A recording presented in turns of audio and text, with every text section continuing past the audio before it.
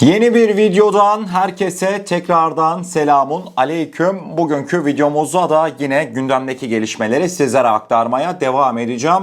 Kıymetli dostlar, bugünkü ilk konu başlığımızda Amerika Birleşik Devletleri'nden gelen yeni S-400 hava savunma sistemi teklifine uzanacağız. Yunan basınından Katemeri'nin dün yapmış olduğu haber bugün Türk basınında oldukça gündem olmuştu. Amerikalıların S-400'lere karşılık F-35 teklifleri sürekli tartışılan mevzu. Bu konuya dair önemli iddialar mevcut. Detaylar bir karşımıza gelsin. Daha sonrasında gelişmeleri hep birlikte yorumlayalım. Yunan Katemerini gazetesinin özel haberine göre ABD'li yetkililer S-400 hava savunma sistemi ile ilgili olarak Türkiye'ye yeni bir teklifte bulundu. Haberde ABD'li yetkililer Türkiye'ye F-35 savaş uçağı satışının önündeki engeli kaldırmak için Rus füze sistemlerinin yumuşak bir şekilde devre dışı bırakılmasını önerdi. ABD'nin yaz aylarında Türkiye'nin Rus yapımı S-400 hava savunma sistemini satın alması ile ilgili sorunun çözümüne yönelik ayrıntılı bir teklif sunduğuna dikkat çekildi. Türk medyasının haberine göre ABD yetkilileri Rus füze sisteminin Türkiye'nin güneyindeki İncirlik üssünde ABD birliğinin içine konulması önerisini ortaya attı. Bu şekilde hem füzeler Türkiye'de tutulurken Rusya ile yapılan anlaşmada bozulmamış olacak. Konunun karmaşıklığına rağmen her iki tarafın da artık ilgili görüşmelerin başarılı bir şekilde sonuçlanmasını istediği anlaşılıyor. Zira bu Washington ve NATO açısından önemli bir sorunu çözecek ve Ankara'nın F-35 savaş uçağı programına geri dönmesine olanak tanıyacak. Bu iddiayı atan kim? Hatırlar mısınız? Amerika'da bulunan bir tane Yunan lobisinin böyle en baş üyelerinden Michael Rubin var. Michael Rubin aslında bu iddiayı ortaya atmıştı. Şimdi Michael Rubin bu iddiayı ortaya atınca ben de tabii ki de doğal olarak şüpheler uyandı. Niye uyandı şüpheler? Şimdi düz mantık düşünelim. Amerika Birleşik Devletleri'nin Türkiye'ye F-35 vermesini istemeyen ülkelerin en başına kim gelmekte? Tahminleriniz doğru. Yunanistan gelmekte. Yunanistan lobisinin en güçlü ayaklarından olan Michael Rubin niye böyle bir haberi, yani baktığımız zaman Türkler F-35'e kavuşuyor anlamında bir haber metni ortaya çıkıyor. Niye böyle bir haberi sunsun, servis etsin? Tabii o ayrı bir tartışma konusu. Hemen devamında eğer ki bu iddialar doğruysa, ki şayet doğru gibi gözükmekte, biz gideceğiz ABD'nin İncirlik üssüne S-400'leri vereceğiz. Daha sonrasında F-35 alacağız. Valla kusura bakmayın ama böyle bir şey yaşanıp da o F-35 bize gelirse ben o gelen F-35'ten hiçbir şekilde hayır beklemem. Yani böyle bir şey asla kabul edilemez. Zaten haberin detaylarında Türk yetkililerin bu duruma da sıcak bakmadığı belirtilmiş. Ama şu da benim aklıma takılıyor. Lütfen yorumlarda görüşlerinizi belirtin. Kıymetli dostlar, ne oldu da Amerika bize F-35'leri vermek için sürekli böyle canla başla farklı çözümler üretmeye başladı? Yaz aylarının başından beridir ben sizlere bir sürü haber aktarıyorum. İşte ilk başta ABD ne dedi bize? Ukrayna'ya gönder S-400'leri. Bu teklif direkt reddedildi. Daha sonrasında ne dediler? Geçtiğimiz haftalarda işte S-400'ler ABD askerleri korumasında açılsın, kapatılsın. Hani dedim ya ben, elleri arkada bir tane ABD'li komutan bizim işte askerlerimiz S-400 komuta kadememizi gelecek denetleyecek. Bu teklifi sunmuştu. Biz bunu da zaten reddetmiştik iddialara göre. Son olarak da bu sefer de İncirlik'e koyun madem.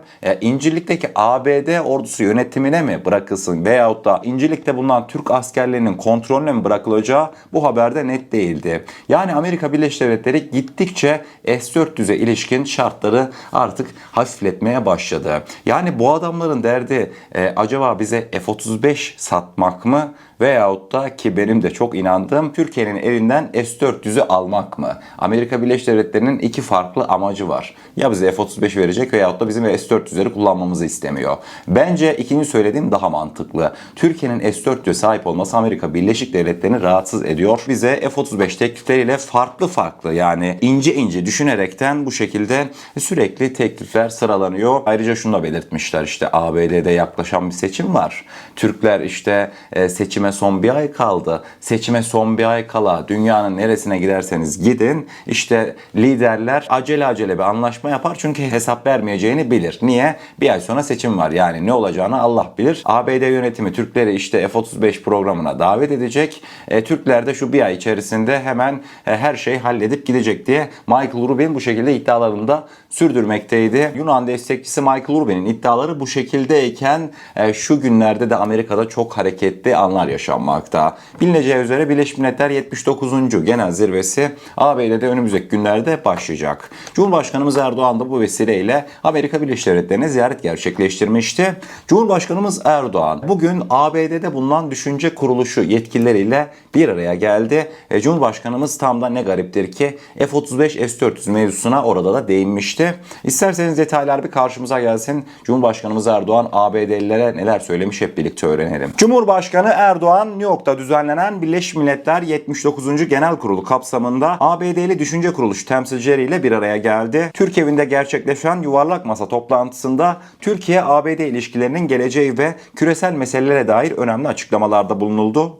Erdoğan, iki ülke arasındaki ilişkilerin son dönemde olumlu bir seyir izlediğini vurgulayarak terörle mücadeleden savunma sanayine, enerjiden iklim ve çevre konularına kadar yeni istişare mekanizmaları tesis edildi diye belirtti. Bazı konularda ABD ile anlaşmazlıkların olduğunu dile getirmişti. Özellikle terör örgütlerine verilen destekler, işte burada PKK, PYD, YPG, FETÖ bu mevzuya değinmişti. Hemen devamında savunma sanayi alanındaki kısıtlamaların ilişkileri olumsuz etkilediğini belirten Erdoğan, katsayı yaptırımlarının ve F-35 programından çıkarılmamızın müttefiklik ruhuna aykırı olduğu da çok açıktır diyerek eleştirel bir tutum sergilemişti. F-35 mevzusuna değinmiş. Daha böyle Amerika'daki yani ciddi ilk toplantısında kıymetli dostlar, büyük ihtimalle şunu artık net bir şekilde anlayabiliyoruz ki ABD ve Türkiye arasında diplomatik kaynaklar çok sıkı bir şekilde F-35 S-400 muhabbetinin üstüne düşüyorlar. Bu mevzu bayağı bir tartışılıyor. Orası artık kesin, çünkü Cumhurbaşkanımız Erdoğan açık daha ilk toplantısına dediğim gibi dile getirmiş. Cumhurbaşkanımız Erdoğan New York'ta çok önemli toplantılara katılacak.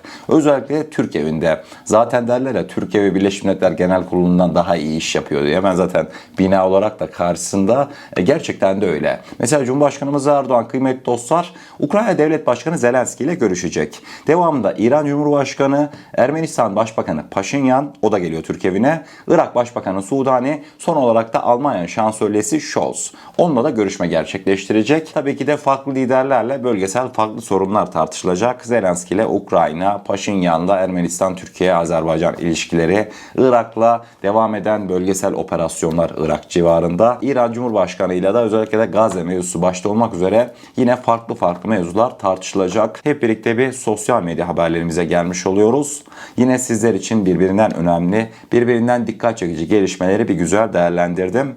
Detaylar bir karşımıza gelsin. Türk evinde gerçekleşecek görüşmeleri sizlere aktardım. Bir de Birleşmiş Milletler binasında gerçekleşecek önemli görüşmeler bulunmakta. Onların başında mesela Yunanistan Başbakanı Mitsotakis ile Cumhurbaşkanımız Erdoğan Salı günü Amerikan saatiyle 11.40'da bir görüşme gerçekleştirecek. Yunan basınına sabah saatlerinde baktığımda görüşme sakin geçecek. Türklerle şu sıralar pek bir gerilim yok havası geçmekteydi. Şimdi aklıma şu geldi. Çok değil, bundan 2 gün kadar önceydi. Bodrum'da ne oldu? Bodrum'da ben açık söyleyeyim, çekinmeden konuşurum, bilirsiniz. Büyük bir kepazelik yaşandı. Görüşme sakin nasıl geçer? Eğer ki Cumhurbaşkanımız Erdoğan Mitsotakis'e yüzüne aga senin botlar benim sahilimde ne geziyor derse o görüşme sakin geçmez. Yani şaka gibi bölgedeki yazlıkçılardan biz olayı haber alıyoruz. Adamlar gerçekten de Türk karasularına kafalarına göre nasıl isterlerse o şekilde giriyorlar. Bu olay tam bir kepazelikti. Bunu bir kere dile getirmiş olayım.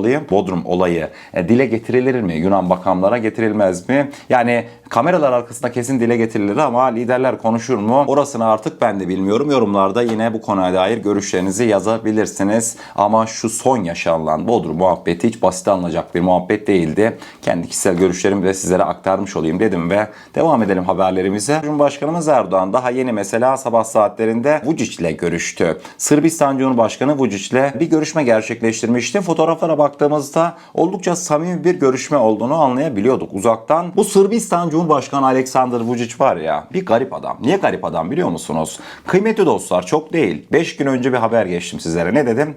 Artık Bosna Hersek Savunma Bakanlığı resmi bir şekilde duyurdu. Hatta Bosnalı insan hava aracı operatörleri Türkiye'de eğitim görüyor. Bayraktar TB2'ler Bosna yolcusu demiştim. Hatırladınız değil mi? Sırbistan Cumhurbaşkanı Vučić 2020'den beridir Bayraktar TB2'lerin peşinde.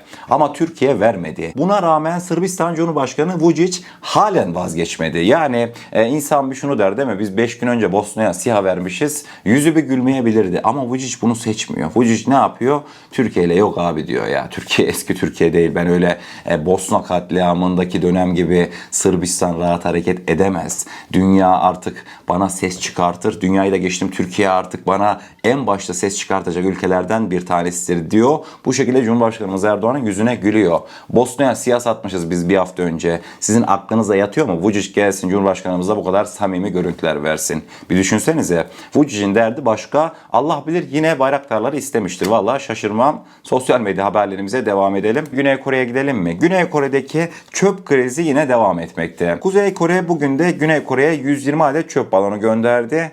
Kuzey Kore Mayıs ayından beri çöp taşıyan 5000'den fazla balonu Güney Kore'ye göndermişti. Güney Kore Genelkurmay Başkanlığı bugün yapmış olduğu açıklamasında dedi ki vatandaşlarımızın güvenliğine ciddi tehdit oluşursa ya da kuzeyin çizgiyi aştığına karar verilirse ordumuz sert askeri önlemler alacaktır diye bir açıklaması olmuştu Güney Kore yetkililerinin. Bugünkü sosyal medya haberlerimizin son kısmında kıymetli dostlar Somali'ye gideceğiz. Somali'ye Mısır'dan destek geldi. Mısır Somali'ye özellikle de ağır silahlardan oluşan büyük bir yardım göndermişti. Görmüş olacağınız üzere gemilerden bu şekilde Somali'ye ulaştırıldı yardım. Özellikle de bu yardımın asıl sebeplerinden bir tanesi son dönemde iyimser bir tablo ortaya koyulan Mısır-Türkiye ilişkileri. Mısır-Türkiye ilişkilerinin iyimser olması Somali'de de veyahut da dünyanın farklı bölgelerinde de yine karşımıza olumlu tablolar çıkartacaktır. Bu da kesindir diyorum ve bugünkü sosyal medya haberlerimizin sonuna gelmiş oluyoruz. Eğer kanalımıza ilk defa gelmekteyseniz kanalımıza abone olarak bizlere destek olabilirsiniz. Videomuzu da gerçekten beğenmişseniz aşağıda bulunan beğen butonuna basarsanız bizleri oldukça mutlu edersiniz. O zaman ne diyelim? Kendinize çok iyi bakın. Allah'a emanet olun. Her şey istediğiniz gibi olsun sağlıcakla.